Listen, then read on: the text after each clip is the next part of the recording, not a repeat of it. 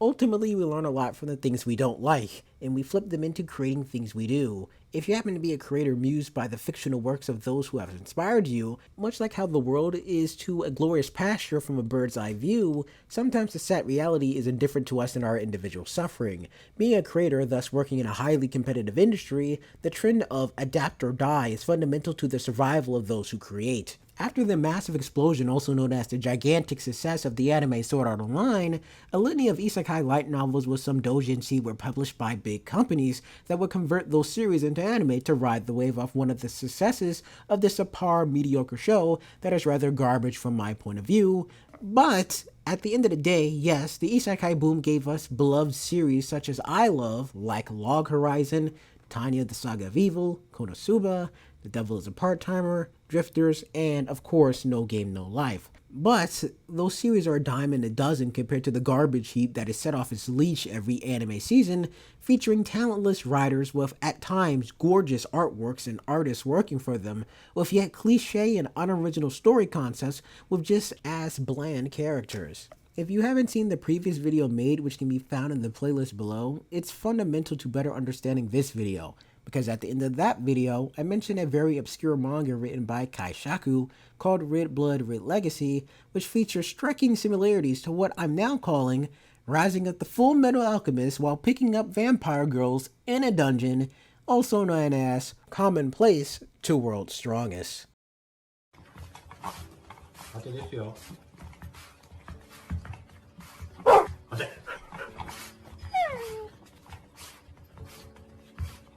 よし。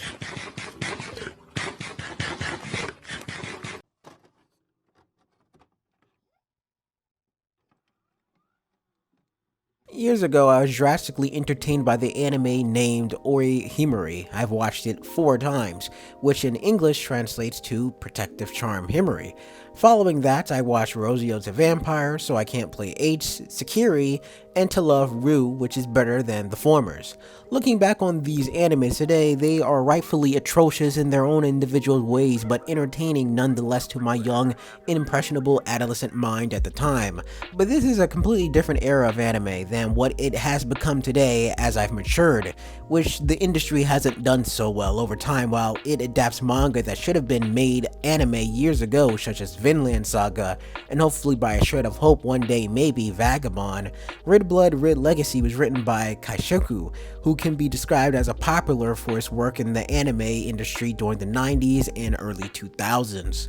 But when looking at Arifureta, then looking at his obscure work in this obscure manga, the results or the comparisons can be quite drastic, from character archetypes, character designs, and maybe some slight story beats that appear somewhat uncanny. The artwork and panel working in the book can be quite gorgeous, but the story is all encompassing abysmality, much like the second episode of the show that in my previous video, knowing absolutely nothing about the light novel material, I predicted 90% of.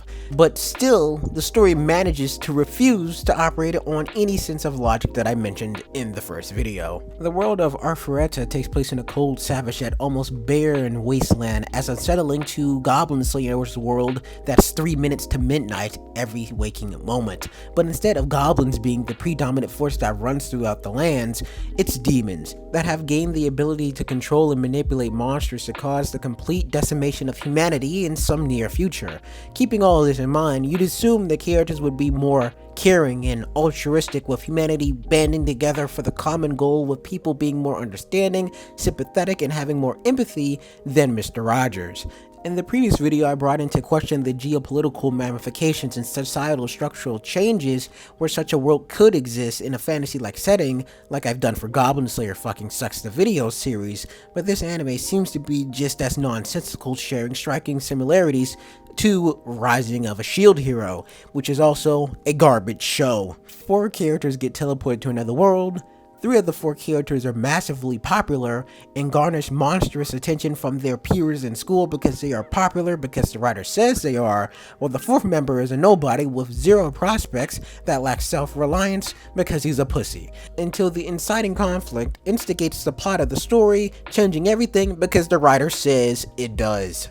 while those who surround the primary protagonist are second fiddle to the self-masturbation and hubristic egotism of a writer's personification of what a human being is and what could constitute that said character as a complex individual within a fictional world and setting, thus traveling down the rabbit hole of this series, just as how I've been penetrating your mama. Schwacked. These characters are, or particularly one character, attempting to murder another over some squabbling pussy of a naive blue-haired bimbo who couldn't be faulted for her own design idiocy, and a character that acted upon a fabricated base of emotion without any character development, and most importantly, no pretenses to justify this character's actions besides he's an evil asshole that does evil things because he's evil and the story needs a villain. This is the same bullshit Rising of the Shield Hero had with Melty's character. The writer forced this character to do something extremely uncharacteristic, which was falsely accusing the main character of rape, which then in turn set up the conditional scenario the writer wanted. Then, as time went on, and we finally got the reason and explanation of why this character is such an evil bitch, and explains why she did what she did, the answer we get is that she's an evil bitch, and nothing else, thereby making her character completely unnecessary, thereby validating her existence to only thwart the narrative of the story, because the story needed a villain and not an actual character. And I don't give a damn about the Trinity 3 hero bullshit cult that thinks the main character is the devil or a demon, and Melty is just a hardcore religious zealot. All of that, from my point of view, especially when it's revealed in the story, sounds extremely convenient to the plot, and it all sounds like J. Jonah Jameson wrote it from Spider-Man because he hates Spider-Man, but in this case, it's the main character of that story. The way storytelling narratives are supposed to work from a character point of view is that you remain the hero of your own story, even when you become the villain of someone else's. Melty isn't even the hero of her own story. She's just a self-serving gluttonous bitch who is wholly corrupt, and most importantly, psychotic.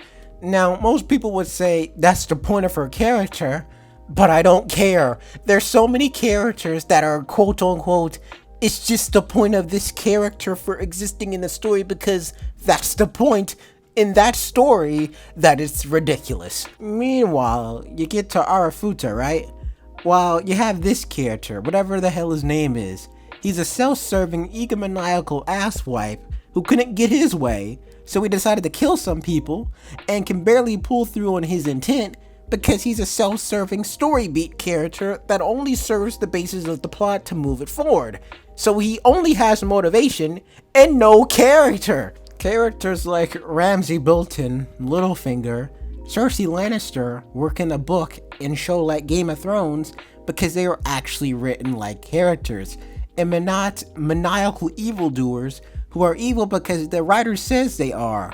Everything they do as a character isn't inherently evil, like how it's portrayed in this dogshit show, and Rising of the garbage can stuck inside of a raccoon.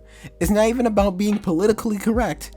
It's about writing a good story, having a character slowly descend into madness like Tokyo Ghoul, instead of popping off in episode 1 and saying, oh man, rape accusation, oh man, goblins, rapes, oh man, push down a cavern, and you gotta eat fucking werewolves so you can live. It's a descent into madness. You built the characters, then you have the conflict that has the main character slowly change into a different person, or have this one very, very bad experience completely warp him. You don't show that in episode 1, you show it a little bit down the line so you know who this character is, so it can contrast who they've become.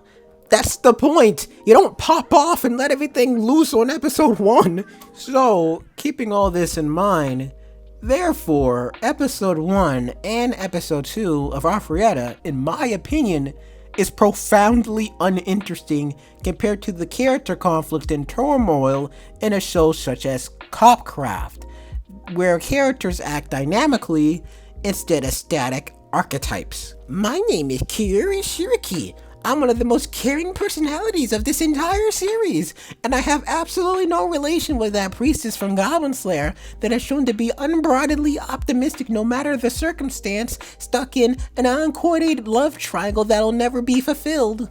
My name is Shuzuka Yagashi.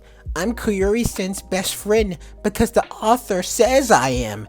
And, well, I don't have any other personality traits besides I like karate, martial arts, kung fu, and I know a little bit of long bao, but, the writer forgot to give me an actual personality, so I don't know what to do. I guess I'll just give self-validation to myself and the characters around me. Don't believe me? I've read the Wikipedia page, and the Wikipedia page is telling me this man betrayed his teammates and humanity for some pussy. Does that make sense to anybody? You're in a world dominated by demons and monsters, and you're so thirsty and sexually frustrated, you murder people so you can sleep with the woman you want? The fuck? And the next paragraph explains that Kuyuri fucking dies anyway. Must be why she doesn't have much of a dynamic character, because she's gonna be dead soon. And she can't be too competent because that'd be extra work for the writer. Because an author wouldn't develop a character then just kill them off spontaneously despite showing such promise, integrity, intelligence, prowess, and competence, being strategically outmaneuvered and blinded by that character's said philosophical beliefs and personality flaws. And that was written in the mid-90s. It's too many people's belief that I hold these anime up to high expectations, but from my belief, it's you holding these animes to such low expectations. If you are getting paid to sit on your ass all day and write stories, especially if you started off on a web novel website, going professional, you as a creator are accountable to produce content to the best of your ability. And if that's not possible, you seek help from an individual that can help you create better content and enhance your ability. However, instead of getting better, these writers are cranking out books like fire ants on a grasshopper. But then again, it's now the current trend for big companies like Marvel and DC to hire people because of media clout and politics, and not for that said person's creative ability that's backed up with multiple testimonials of that said person's prowess to make an actual good book. I mentioned once again, commonplace to whatever the hell the remainder of this title is an isekai novel picked off a Japanese web novel website created to host people fan fictions or user content created material, whatever it may be, even if it's not good, and Aratifa is not good. However, credit to the second episode, it's entirely better than the first episode and makes cohesive sense, explaining some aspects that should have been included in the first episode. Were they more informative and heavy-handed than actual story beats? Yes, but it was entirely better. We learn the geopolitical state of this world, and that the characters were isekai'd into this world because they are the chosen heroes to defeat whatever evil is plaguing this world because the author says so, without much evidence of these said heroes being competent in much of anything, to even following basic instructions. For example, to not touch the shiny blue crystal because the shiny blue crystal might be, I don't know, a trap. Especially coming from a world where video games exist like, I don't know, Dark Souls and other RPGs and MMOs. In fact, the very fact that I, a watcher of this drivel, can predict what will happen before it does, for a character to repeat just what happened, is a complete insult to my and everyone else's intelligence. But hey, doesn't this trap remind you of anything? Oh wow, a single chest in an empty room. Yeah, this looks legit. Come on guys, even we're not dumb enough to fall for this. Thank God for Sword Art Online Abridged, but this show was moronic to be honest. But the point I'm trying to make here is that this show is idiotic, and the reason I haven't talked too much about the events that transpired during the course of this episode is solely because I predicted all of this would happen in the first video I made. The world is ruled by monsters and demons because they are, and the guy who shot the main character down to the 50th floor or so of the dungeon is that asshole looking character because he wants to have sex with the main heroine that will die, which I spoiled. Everything else throughout this episode isn't really essential, but simultaneously lacking in content and personality. For example, we're introduced into more characters, but the more characters that are appearing on screen and on display, the more it seems like these characters are soulless and without emotions based on their prior experiences from Earth. like in the anime Dr. Stone, where our characters has to rebuild society based on prior knowledge he and they learned from a now dead society. Dr. Stone isn't an isekai, but it's really damn effective and realistic to the point it's not breaking my suspension of disbelief. Wrapping up this video, nothing of importance really happens in the episode besides like 2 things.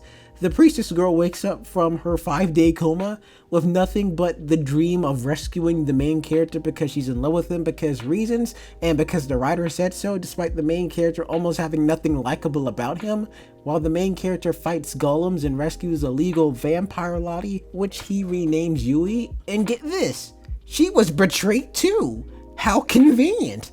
And she also has game-breaking mystical abilities such as manipulating mana and using magic without using any magical circles or affixes because she's that overpowered, and she's become the main character's plaything because she doesn't want to be free after being jailed for hundreds of years. This is the same situation as in Rising of the Shield Hero. The main character buys a goddamn slave and she has no desire of being free. In this show, the main female vampire lolly heroine, or whatever her name is, or however how long she's been in there, assumably for hundreds of years, she gets out, and the first thing she wants to do is be completely subservient to the main character, instead of being free as a bird. I don't understand. And, oh yeah, did I say she was betrayed just like the main character?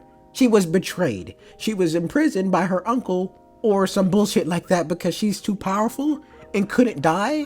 So for most likely political reasons that are going to be glossed over in the story, the uncle screwed his granddaughter because politics, when she could have been used as a weapon of mass destruction with zeal for whatever cause that said character believed in.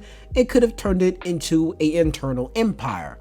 Kuro no Maho, which translates into Black Demon King, is an isekai manga that explores this, but I guarantee you wouldn't have heard of it because nobody is actually reading it. It's not the best isekai manga, but it's average. But my closing statement on this episode of Commonplace the World's Strongest is that I like vampires, especially blonde, powerful, sexy vampires, like Shinobu from Monogatari series, or the Monogatari franchise. I like her snarky, witty comments. I like her over-bombastic personality. I like the evolution of her character. I like her visual appearance with her glowing blonde hair. I like her narcissistic yet empathy littered with altruism layered in cold demeanor of cruelty personality. Hot damn, I even love her voice actress, Maya Sakamoto. I fucking love Shinobu. I even love it when she